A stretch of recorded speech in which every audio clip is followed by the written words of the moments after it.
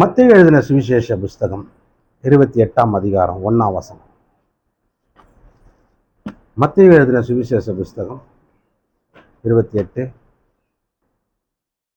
ஓய்வு நாள் முடிந்து வாரத்தின் முதலாம் நாள். வாரத்தின் முதலாம் நாள் ஓய்வு நாள் முடிந்து வாரத்தின் முதலாம் நாள்னா எந்த நாளை சொல்றதுன்னா, யூதர்களின் வழக்கத்தின்படி, பைபிள் படி ஓய்வு நாள் என்பது சனிக்கிழமை. வாரத்தின் முதலாம் நாள் என்றது ஞாயிற்றுக்கிழமை. நம்ம தான் ஓய்வு நாள் ஞாயிற்றுக்கிழமையும் வாரத்தின் முதலாம் நாள் திங்கக்கிழமையும் ஆக்கிட்டோம். பைபிள் படி யூதர்கள் இன்றைக்கும் சட்டப்படி வாழ்கிற ஒரு காரியம் அதுனாக்கா அவங்களுக்கு ஓய்வு நாள் சனிக்கிழமை, வாரத்தின் முதலாம் நாள் என்றது ஞாயிற்றுக்கிழமை. ஏன் அந்த நாளை இன்னைக்கு ஓய்வு நாளாக அதுக்கப்புறம் அறிவித்தாங்க அப்படின்னாக்கா, இயேசு அந்த நாளில் உயிரோடு எழுந்தார். வாரத்தின் முதலாம் நாளில் எழுந்தார். அதுதான் நம்மளுக்கு ஞாயிற்றுக்கிழமை, அதான் ஓய்வு நாள். அப்போ சண்டே ஹாலிடேன்னு சொல்லி கொடுத்தாங்க. என்றைக்கு இயேசு உயிரோடு எழுந்தாரோ அந்த நாள் எல்லாருக்குமே ஓய்வு நாளாக ஆக்கிடலாம் அப்படின்றது தான் அந்த உலகத்துக்கு அந்த மாதிரி ஒரு நாளை கொண்டு வந்து அதை ஒரு பிரகடனம் பண்ணுறாங்க, ஓய்வு நாள் அப்படின்னு.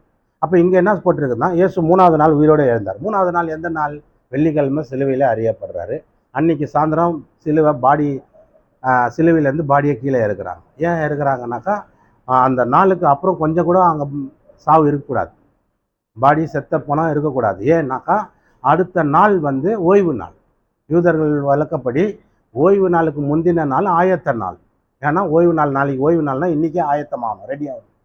நாளைக்கு போய் கறியை வாங்கிக்கின்னு குழம்ப செஞ்சுக்கின்னு எல்லாம் இருக்கக்கூடாது. நாளைக்கு ஓய்வு நாள்னால் ஓய்வு நாளில் எந்த ஒரு வேலையும் செய்யக்கூடாதுன்னு ஆண்டவர் மோசேக்கு சட்டத்தை கொடுத்துருக்கிறார்.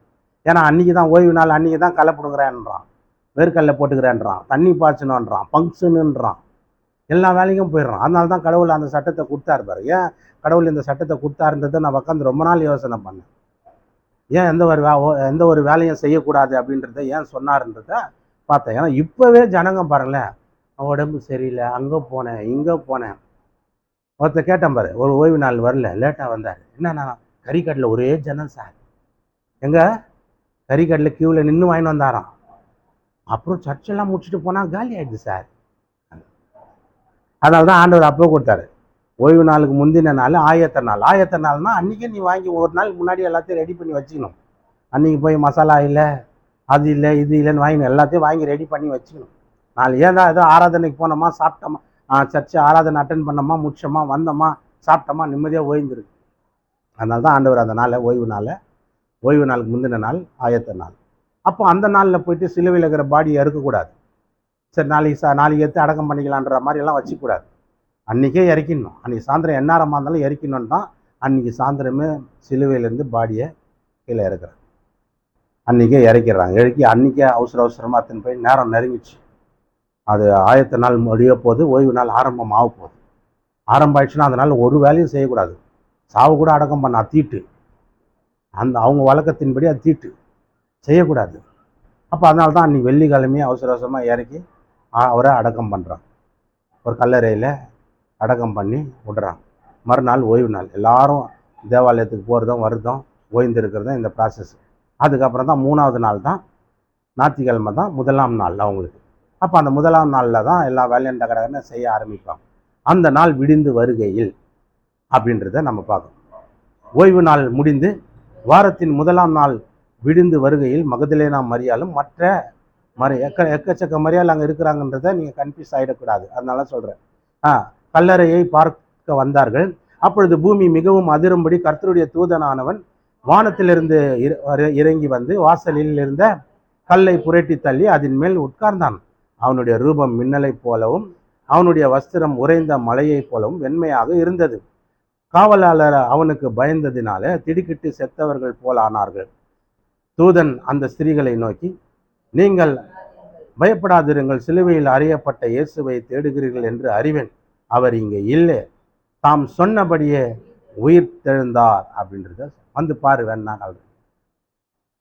பெரிய எவிடன்ஸ் இல்லையா?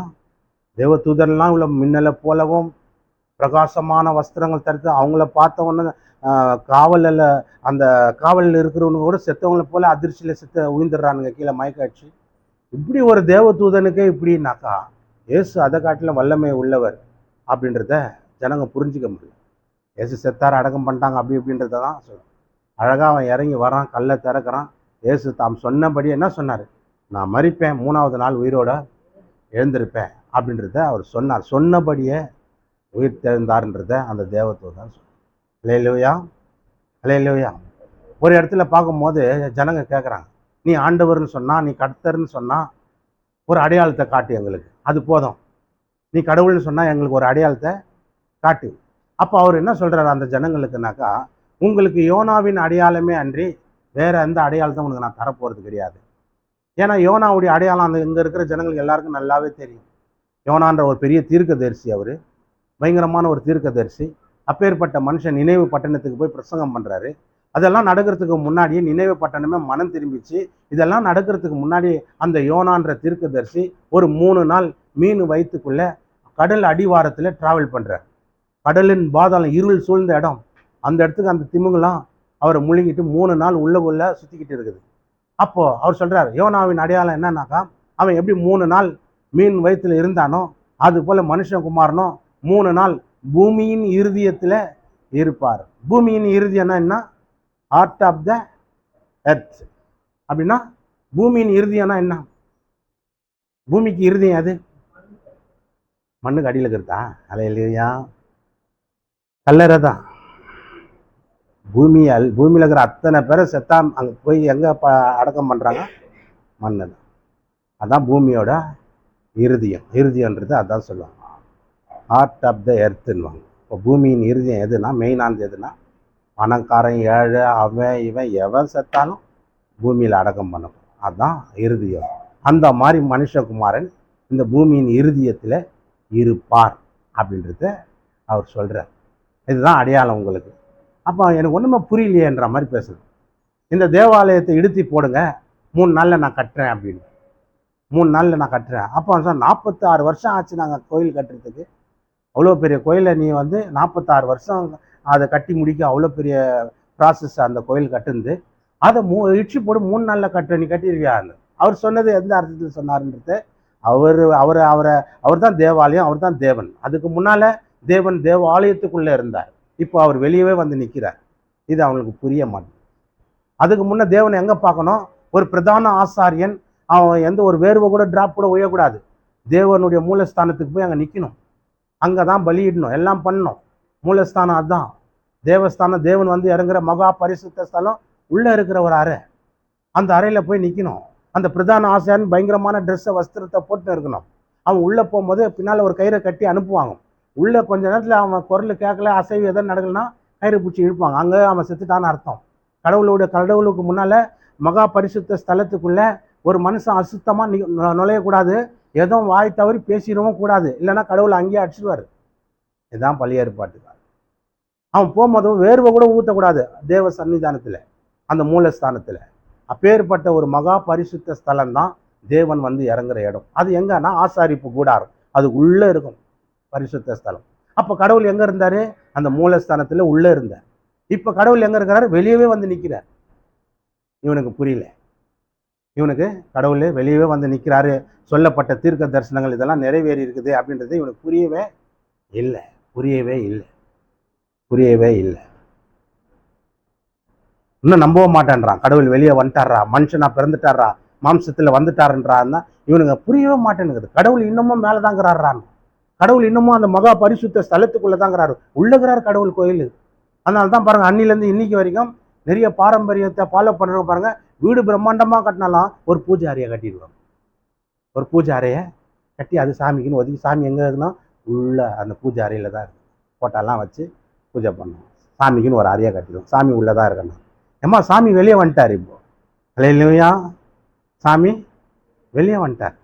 எப்படி நீங்கள் சாமியெல்லாம் வெளியே தூக்கின்னு வந்து தேர் மாதிரி ஊர்வலம் கொண்டு வரீங்களே, அப்போ சாமி என்ன ஊர்வலம் ஊருக்கே காட்டி தாதீங்க. அது சொன்னார், சாமியை நாங்கள் ஊராக சுற்றி காட்டுவோம் எங்கள் சாமிக்கு, எங்கள் ஊரை. வருஷத்தில் ஒரு நாள் தான் அவரை வெளியே கூட்டின்னு வருவோம். தேரில் உட்கார வச்சு அவருக்கு பூ மாலை எல்லாம் போட்டு மரியாதை பண்ணி சீரியல் லைட் எல்லாம் போட்டு எங்கள் ஊரையே எங்கள் சாமி சுற்றி காட்டுவோம். காட்டு கர்த்தர் நல்லவர்.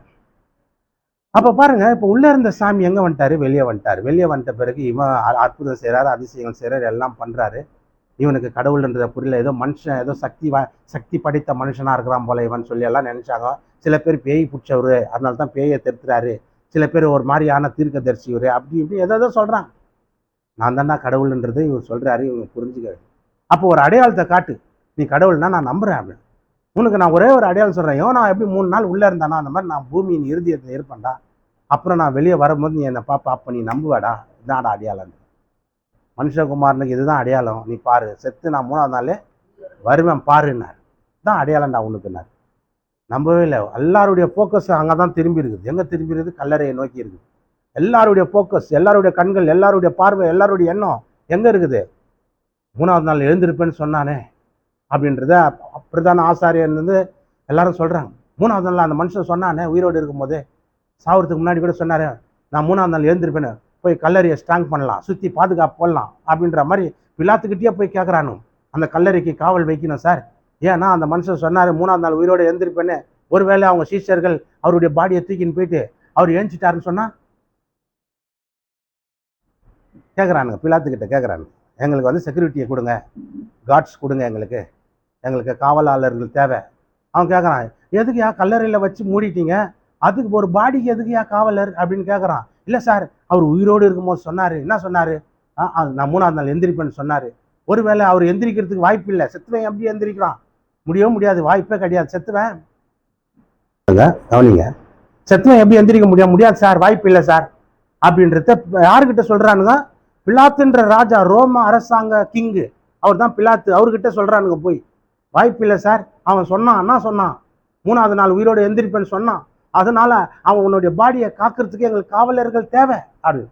அப்போ தான் அவன் பிலாத்து, என்னடா ஒரு செத்த பாடியை காக்கிறதுக்கு அதுக்கு ஒரு செக்யூரிட்டி எல்லாம் கேட்டுன்னு கிடக்குறீங்க, பந்தோபஸ்த் எல்லாம், சரி போங்கடா வச்சுங்கடான்னு சொல்கிறான். அதே மாதிரி அங்கே கல்லறையை சுற்றி பாதுகாப்பு போட்டானுங்க.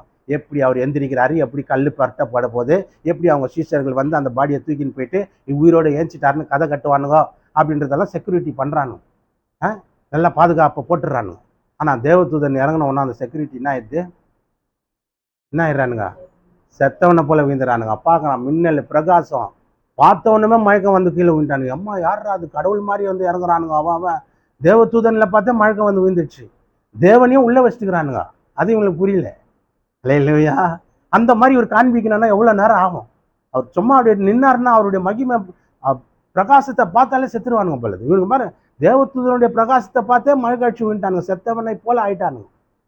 அப்பேற்பட்ட தேவன் தான் நம்முடைய தேவன், உயிரோடு எழுந்தார். ஏன்னா இவனுடைய கணக்கு என்னன்னா, இவர் ஏஞ்சிட்டார்னு சொல்லி இவனுங்க பாடியை திருடின்னு போயிட்டு ஏஞ்சிட்டாருன்னு ஊரெல்லாம் சொல்லுவானுங்க. அதனால இந்த பேச்சுக்கு நாங்கள் இடம் கொடுக்கக்கூடாதுன்னா செக்யூரிட்டி கேட்டு பந்தோபஸ்தெல்லாம் பண்ணானுங்க. ஆனாலும் அவங்களே சாட்சி சொல்கிறானுங்க, என்னன்னு, மின்னலை போல தேவதூதன்கள் இறங்கினானுங்க. இன்னொரு புஸ்தகத்தில் இருக்குது, தள்ளப்பட்ட ஆகமங்கள்னு இருக்குது, அதில் ஹிஸ்ட்ரியில் போய் நீங்கள் பாருங்கள், இல்லைன்னா விக்கிபீடியான்னு இருக்கும் இன்டர்நெட்டில், அதுலேயும் போய் நீங்கள் பார்க்கலாம், தேடினா உங்களுக்கு கிடைச்சிடும். அப்போ அதில் போட்டுருந்தானா அவங்களே சாட்சி சொல்கிறான் ராஜா கிட்ட, என்னன்னு, மின்னலை போல தூதர்கள் இறங்கினானுங்க, அதை பார்த்தவொன்னே எங்களை அறியாமலே நாங்கள் மழைக்காட்சி கீழே விழுந்தோம், தேவதூதர்கள் அவ்வளோ பிரகாசமாக இருந்தாங்க, நான் கடவுள் தான் நினச்சோம், அவங்க கல்லை பரட்டுனானுங்க, எல்லாம் பண்ணானுங்க, அதுக்கப்புறம் பார்த்தா என்ன நடந்ததுன்னு எங்களுக்கு தெரியலன்ற ஹிஸ்ட்ரி அப்படியே இருக்குமா? அல்லேலூயா. ஏன்னா அவனுங்களுடைய என்னன்னா, இயேசுவை எப்படியோ கொன்று தீர்த்துடணும். ஏன்னா நமக்கு எதிரி அவர், எல்லாரையும் குணமாக்கிறார். நான் மாத்திரை கொடுக்குற ஆள், என் மாத்திரையை பிஸ்னஸ் கெடுக்கிறாரு அவர், இலவசமாக குணமாக்குறாரு.